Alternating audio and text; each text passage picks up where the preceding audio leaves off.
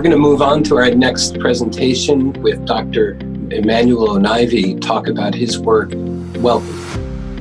Thank you very much for having me again. I'm very excited as usual to continue sharing the knowledge that we have on the advances in cannabis and the endocannabinoid system research. We usually have a disclaimer that my presentation are reflection not of the NIH but of the data that we have. And here is the flow of my talk today, and very similar to what I did last time, except that this time I will add some research data.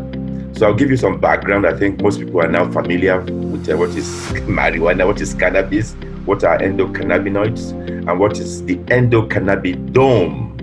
And I will define that and again give you some of our research findings in which we had used a specific technology. It's called Cray-Loxp technology to specifically inactivate a selective cannabinoid receptor 2 from microglia cells. What are microglia cells? These are cells in the brain that perform the function of immune system in the brain. The microglia cells help clearing all these viruses and debris that we have.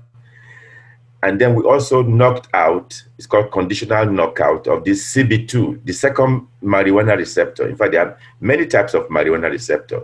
Of course, everyone in the audience now know that the most abundant receptor in the human brain, of course, is for cannabis, right? And it's called CB1. But there's a second component that is not well studied that we dealt with and did a lot of studies on. And there's a lot of argument about this. There's a lot of controversy, but I think that is getting resolved also. So the next slide shows this timeline, the timeline of cannabis modern history. And as I did last time, I don't want to go all the way back, but we know that there's a lot of stigma, a lot of controversy. But if I move into 1964, that's where the father of cannabis, of marijuana research, Dr. Meshulam from Israel, that's when he synthesized or isolated detonide THC. And from then on, there was the cloning of the cannabinoid receptors, these entourage effects, and more now, and that we know in terms of the progress like we had from the last speaker. So the next slide gives you the type of background that I will give to elucidate this cannabis and cannabinoid research in terms of basic research. So this shows you a very funny slide, which I actually took it from one of my students in terms of marijuana and how many people across now have used marijuana. But in recent times, there's the explosion of the knowledge on the endocannabinoid system in terms of therapy, even the COVID-19 that I will touch a little bit about. In Canada, all over across the globe, many people are striving to now realize that marijuana as medicine, for example, in many areas, it may not be a panacea for everything like the CBD that we are hearing about, but of course, one CBD does not fit all your anxiety or schizophrenia or whatever ails you, or you can't sleep. So pharmacogenomics, specificity for what ails you, it's possible in the future from what we are hearing about in terms of technology, where you can synthesize specifically what matches your gene, your genome, your exposomic factors. And the next slide is another funny slide also that shows you the type of research, in type of cannabis science that is getting explosive across the globe. It's been a very highly divisive, curiously underfunded, as you've been hearing others talk about, but a very strangely promising world of pop medicine. And what ails us today, why are we all at home? This coronavirus. I'm going to talk about that towards the end, that with this coronavirus, for example, perhaps those using marijuana may have the propensity not to go all the way to ventilators or to intubation that finally kills the high morbidity rate for this very highly infectious coronavirus. So there are a lot of stigma that still persists for the use of marijuana in our society, but we are getting beyond that now in the next slide as we move on. a lot of debate over marijuana, and I'm not going to spend a lot of time on this, and this has been published extensively as well. There's been a lot of debate in terms of the market today, in terms of the production, in terms of the synthesis of cannabinoid products. I think last week, most of you may have heard that the FDA has also recently now approved CBD for that tuberous systemic, the convulsions, not just the one for children. This is under 1 year old, 1 year old or less that have all that convulsions. So the FDA has approved very recently, also just last week or 2 weeks ago, the use for this very intractable, difficult to treat epileptic seizures in children. Of course, there's still a lot of argument and debate over the use of marijuana, which we've taken part in extensively over the years. These are debunked myths. There's two of these debunked myths that are mixed together.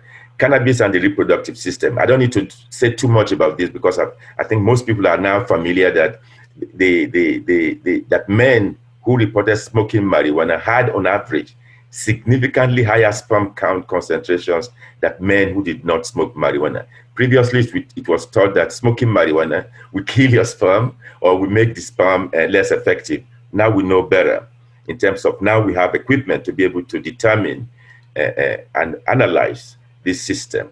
Runner's high is another good one. If I ask my class, they keep telling me that runner's high is due to something, our natural opioids called endorphins, enkephalins, and dynorphins. But new data shows now that you can analyze. You can analyze from blood, from urine, from samples, that really the runner's high is due to these natural marijuana-like substances that are called endocannabinoids produced by our body. The last thing there on this slide is that increase in teen use due to legalization, at least studies in Colorado and other places, does not support that. One more thing is obesity. There is some studies showing that with exercise in particular, as well as smoking weed, marijuana, I'm not asking anyone to go smoke weed, it does actually lead to weight reduction in many people. The next slide is a repetition of this other slide. So this next slide shows you the basic science that the human body makes its own natural marijuana-like substances that are referred to, as everyone knows now, endocannabinoids.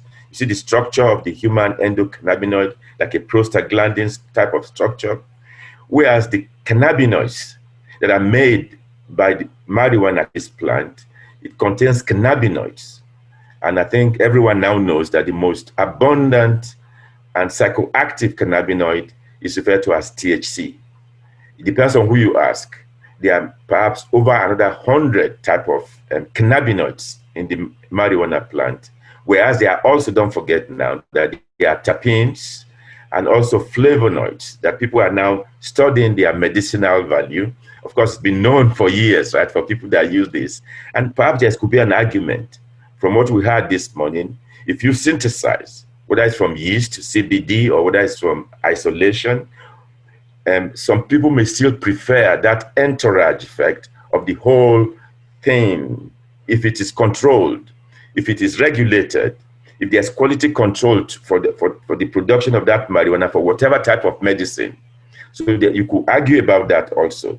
But I'd like to argue that yes, while it is good medicine to have very selective and specific activity for a different system, sometimes new science is also showing that you may need different targets, especially for multi-genetic abnormality, or like schizophrenia, for example, or depression, or Parkinson's disease, where there's environmental impact, where there is genetic impact. So you may need a lot of targets for that therapy. And that is why perhaps the controlled marijuana and regulated marijuana may be more useful than those synthesized compounds. Of course, if it's a single target, like we had also for sickle cell, for example, if it's a single target defect, not multiple target defect, then yes, synthesized cannabis or cannabinoid products may be very useful. The next slide. Let's go faster now. The next slide, what is hemp, what is marijuana? This is what we've all been talking about. And there's And we've done a lot of stuff on this, on the endocannabinoid system. This is a good way to start also for those who are just joining the endocannabinoid club, for example. The next slide also shows the division here. So you have the receptors, as I said before, CB1 and CB2, and there are many others now, including the one that we're postulating as CB3, the channel receptor, TRP1 channel receptor. Yes, PPAR alpha, PPAR gamma. So there are other candidate receptors that are activated by marijuana. If I just give you one more example here, the TRP channel, the vanillin receptor, the active ingredient in chili peppers, for example, called capsaicin, it can also activate a cannabinoid receptor. And similarly, if you now reclassify the TRP1 channel, the vanillin channel, as CB3, it will make more sense to have anandamide as an endocannabinoid, full endocannabinoid.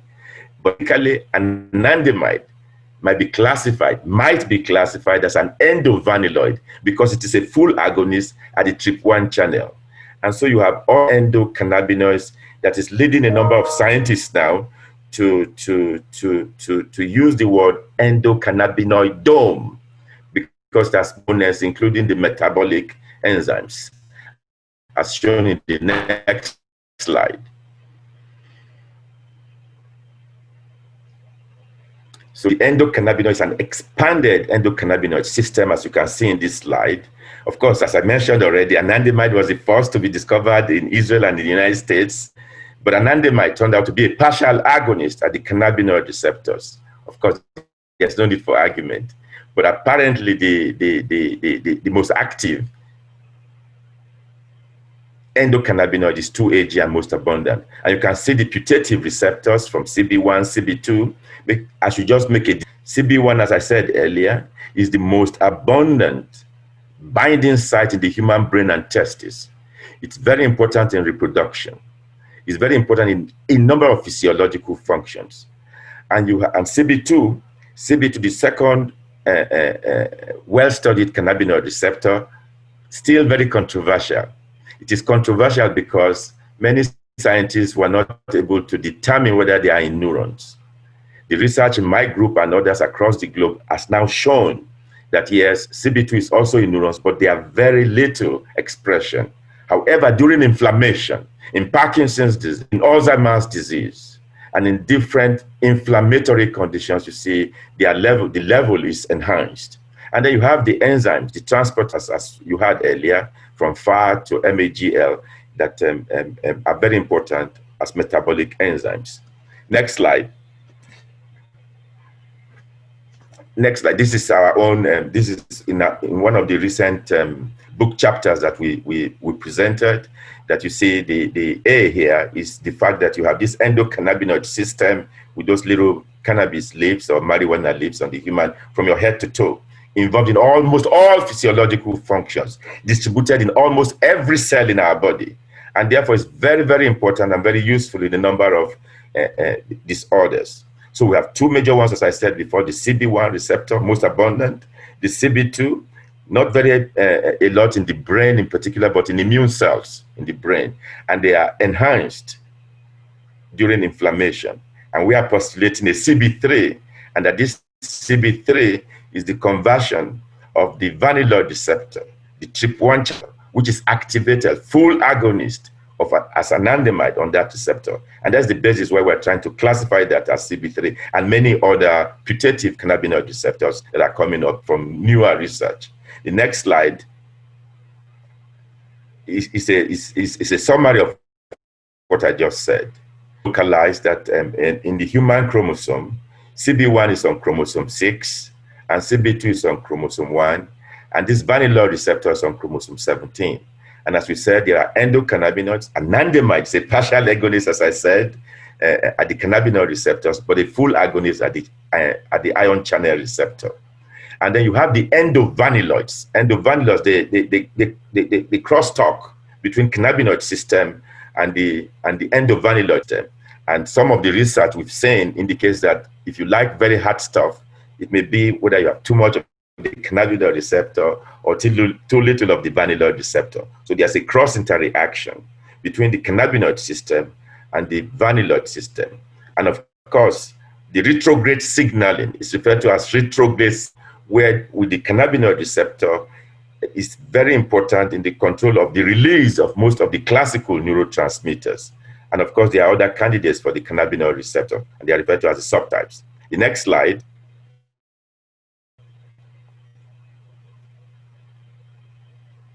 This next slide shows significant advances in our new knowledge in terms of the fact that the crystal structure for both CB1 and CB2 have been determined.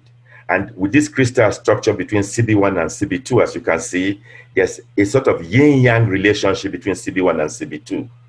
And therefore, and also there's dimerization between these receptor subtypes, as well as with other components like the dopamine receptors or with the opioid receptors. So this now will allow perhaps better targeting of and synthesis of drugs depending on the pharmacogenomics of the system. The next slide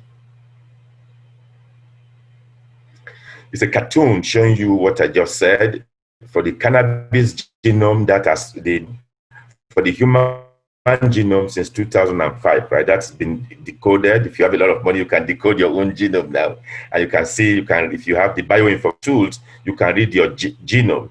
The same thing, decoding this genome will allow more precise pharmacogenomics, more precise individualized medicine for the future, knowing what to target and what not to target.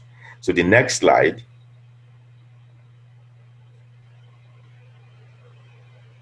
indicates, in fact, I don't really need to describe this to you more because this is elementary compared to what you had this morning. Genetically modified yeast for the production of cannabinoids, as you had this morning, whether it's beer, whether it's bread. So for yeast and many other cannabinoid engineering platform, whether it's using bacteria or algae, and other biomanufacturing platforms for the production of selective specific cannabinoids that will activate the receptor, even if they are not in marijuana plant. The next slide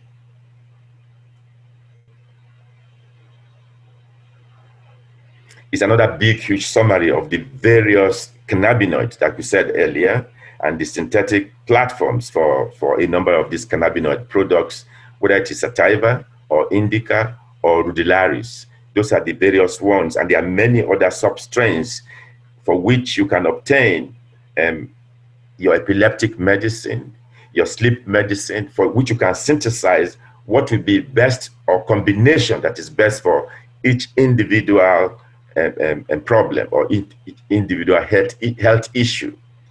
The next slide is that draft genome that I talked about and the transcriptome of cannabis sativa.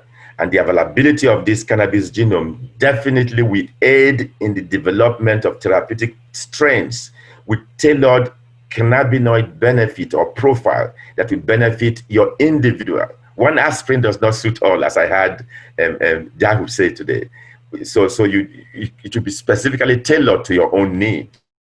Like that in Colorado with the epileptic seizure, where you can make a specific plan for that will contain more of perhaps CBD and less of THC, but perhaps with some THC, very important in their effects. The next slide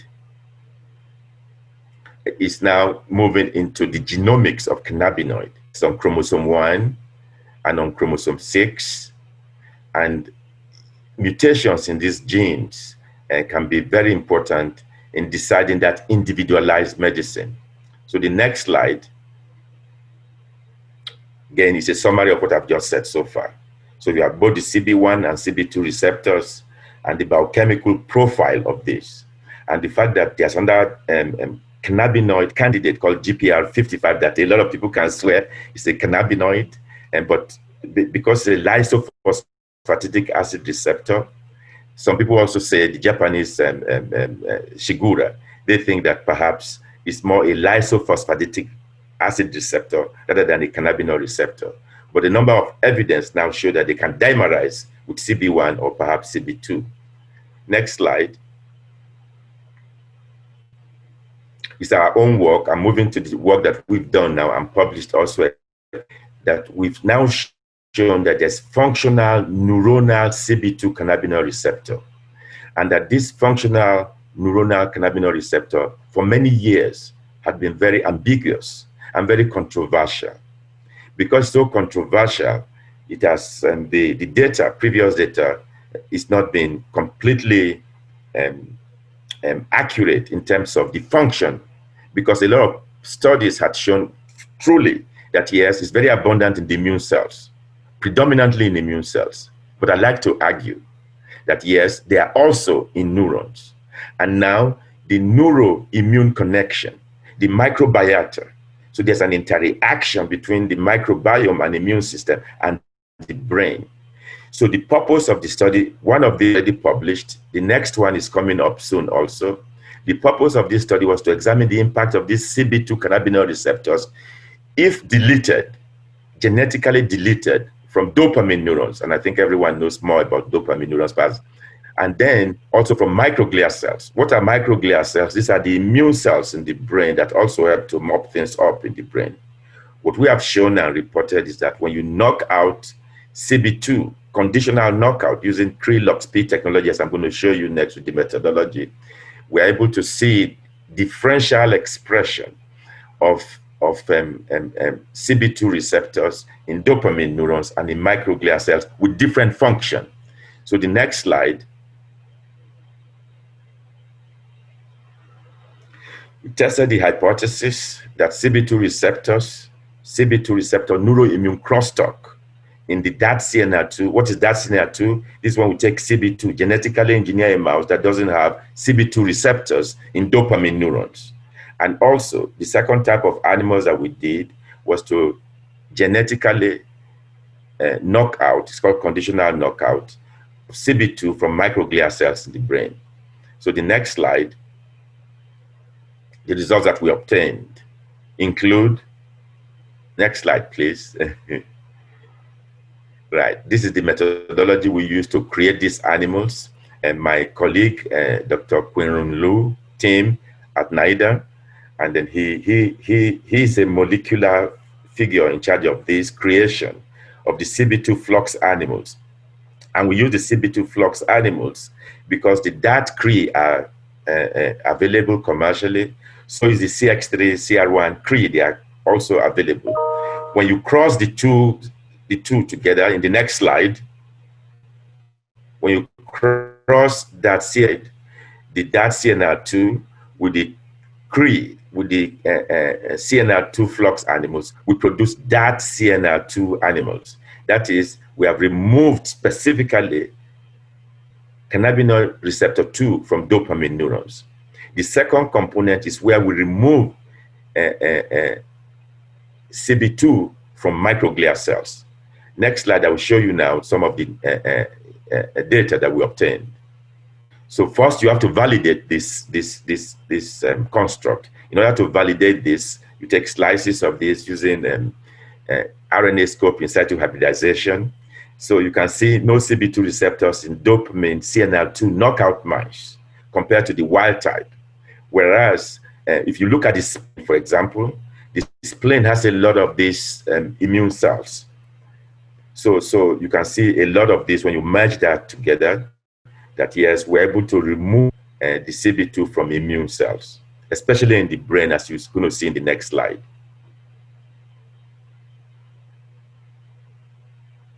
So this shows you the data very easily. Dopamine is a very important neurotransmitter in the central nervous system, responsible for a number of functions also, including activity, including reduction in Parkinson's disease or too much in psychosis.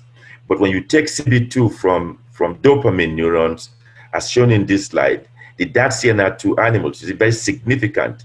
On your right-hand side, you can see the wild type below and the DAT-CNR2 on top. Those animals are very, very frisky. They move around so much, as shown in this slide, whether the ambulatory or the counts or the wheel running, they are very, very hyperactive. So the postulation, what we came up with is that it appears that CB2 puts a brake on. And now when you take the brake off, you can see the animals become very, very hyperactive. This also led us to a new data, a new information. Next slide, please. That shows that when you take this CB2, next slide, that shows when you take this CB2 off, this is the classical test for cannabis doing animal research. And that classical test for over a significant number of years now is being used to characterize the effect of cannabis. And in the mouse model or in the rat model, when you inject THC, it causes 4 different types of behavior in terms of locomotion, something called catalepsy, that's an immobility, temperature regulation, and nociception. These are the characteristics that you see to models for research. The big contribution here is that for many years, many scientists were not able to reproduce the effect to show that CB2 receptor is also involved. It had been assumed that it's only CB1 that is activated to cause these behavioral changes. What we have shown and published is that yes, CB2 is in neurons, and CB2 is very important and contributes to this tetra test that is useful in characterizing cannabinoid system. Next slide, please. And this is published too. Right, these animals are really, really very interesting to me because when you knock out CB2 from dopamine neurons, as you see on these slides here, those animals, the CB2 knockout from dopamine neurons, they don't like to consume alcohol. They don't condition to alcohol in the CPP, condition place preference. Whereas, as you can see in the next slide, they condition to cocaine. However, in a separate group of tests, in a separate group, the last slide on the last data on the C on the right-hand side, if you give a CB2 antagonist, if you treat animals, if you treat animals with a CB2 agonist, the CB2 agonist is called JWH133. If you treat them, you can see that it inhibits alcohol intake in those animals, also indicating the involvement of this cannabinoid system that may be very useful, perhaps, in relieving some of the addiction, especially signs of withdrawal. So the next slide illustrates more of what I just told. CB2 receptors in dopamine neurons modifies alcohol preference and alcohol consumption on A, B, and when those animals are we call them the CMS, the chronic mild stress model. In both the wild type, that is the ones that were not activated, and in the DAT CNR2 animals, you can see all through that these animals, they don't condition to alcohol, even after stress. They don't like alcohol, and their consumption is low. We now investigated more of why was those animals with knockout in dopamine neurons, why don't they like alcohol? It turned out that if you look at the MDAT, it's low in the knockout, whereas it's not. And the TH, tyrosine hydroxylase, you see, is very high in the knockout compared to the wild type animals. This is also showing you the cell-specific knockout between microglia. Fortunately, we're able to put microglia in now this time. You see, what I told you initially is that CB2 in particular is enhanced during inflammation. And when we stress those animals in the middle there, with the animals with inactivation of CB2 from microglia cells, you see that they are enhanced compared to the DAT animals and compared to the wild type animals. Let me pause there as you think about the genetic mouse model, right? It sounds like you have your hands full with research that you're working with this very novel technology. How do you see this, either through licensing or collaboration, being able to enable a broader range of research? This answers your question extensively. University and also NIDA, and of course, I'm part of the research system. They've applied for a global patent to be able to utilize these animals to study brain function, to study alcoholism, and also the effects of cannabis. So that is how, and once this patent goes through, then it can be licensed to anyone to use these animals. You also mentioned some publication to come out about some of the work that you're working on regarding COVID. You want to just give just a 2-minute sort of headline on that so people know what's coming up in the publication? I'll be very happy. So cannabis for COVID-19. The summary here is that whether cannabinoids can quell something called cytokine storm. We discussed this earlier. So what is cytokine storm? During invasion, during this coronavirus infection, the body tries to defend itself from and produce various, that's what they call covalescent antibodies, right? To try to protect the body. The body naturally protects itself.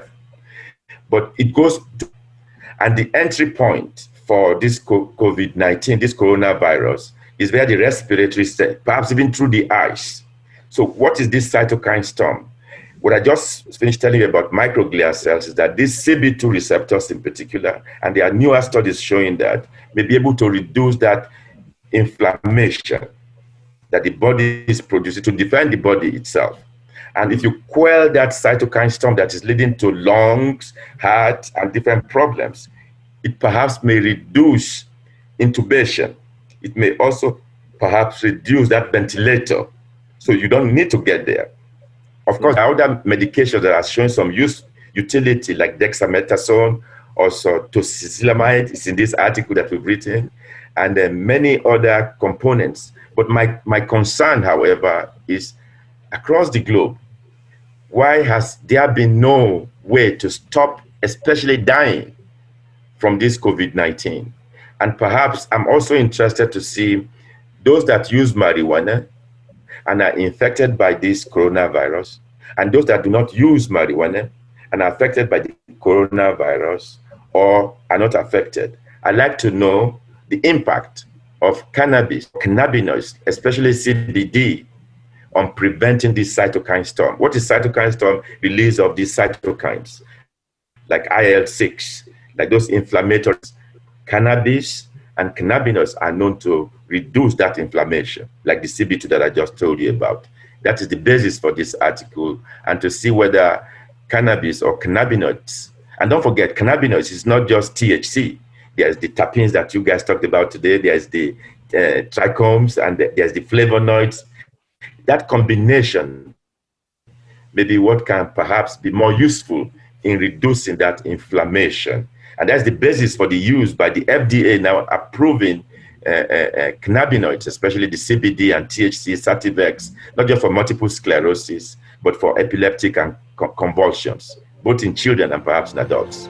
Emmanuel Onaivi, thank you for a really fascinating talk and for all your research effort and initiative to be a pioneer in this space, and obviously so many questions to be answered, but it's good to know that you're working, and the knockout mouse model sounds like a knockout, meaning a good idea to really facilitate and accelerate some of the science. So we look forward to hearing about the patent. Thank you for having me.